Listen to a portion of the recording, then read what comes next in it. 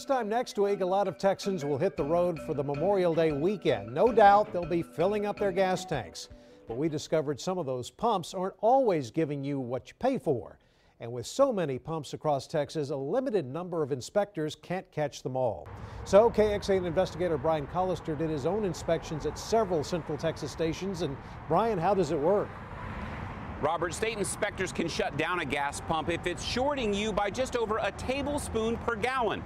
To find out, state inspectors use one of these specially designed 5-gallon tanks. Anything below the 6 on this line, and you're being shorted. We went undercover to test some Austin gas stations the state hasn't inspected recently. None dipped low enough for a state violation, but several came close, pumping out less than we expected. The lowest, pump number 3 at this corner store on North Lamar, selling Valero gas. We checked twice, and both times it came up short. The store's owner explains, quote, meter evaluation can vary depending on atmospheric factors, the measurement process itself, which can introduce error if the person is not properly trained, and the accuracy of the calibrating equipment. But before testing, the Texas Department of Agriculture calibrated our equipment and also trained us to test just like state inspectors who respond to consumer complaints.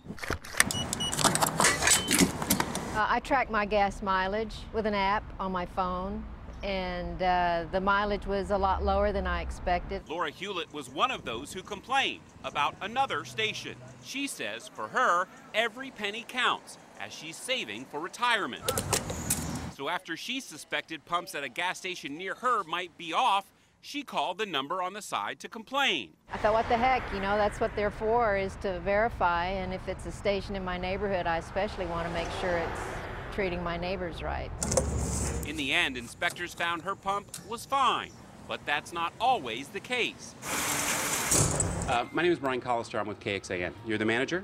In April, inspectors discovered this San Marcos station off I-35 shorting drivers by a lot. The agriculture department came by here and your pumps were not pumping the amount of gas that people were paying for, and they shut them down. We'd like to find out why they were shorting customers. Actually, there was, honestly, I don't know what to tell you exactly. And this place is a repeat offender, also shut down in 2013 for the same reason. The owner, Northwest Petroleum out of Houston, says its pumps are calibrated every year, and when inspectors do find problems, they're immediately fixed.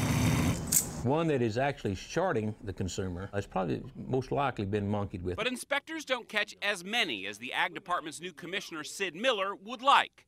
With current manpower, Miller says there's no way his agency can test all 400,000 pumps across Texas. Last year, inspectors were only able to tackle a third of them. Your numbers show of the 35% of the pumps you've been to, less than 1% were off. Is it really a problem? If it is 1%, and there's over 400,000 pumps in the state, that means there's 4,000 pumps out there cheating Texas consumers. And that's not acceptable. That's not in the tolerance. In your tolerance? They're not in my tolerance, not 4,000 illegal pumps. That's why he's asked the legislature this session to fund 26 more inspectors.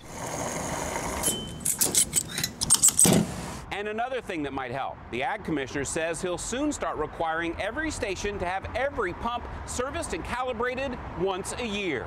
Brian, thank you very much. Well, as for the 26 additional inspectors, the Texas Department of Agriculture is still waiting for final word on the legislature's budget. The inspectors not only test gas pumps, but also everything from scales in grocery stores to pest control trucks. And get this, without more inspectors, if they focus just on gasoline and nothing else, it would take 6 years to check every gas pump in the state of Texas.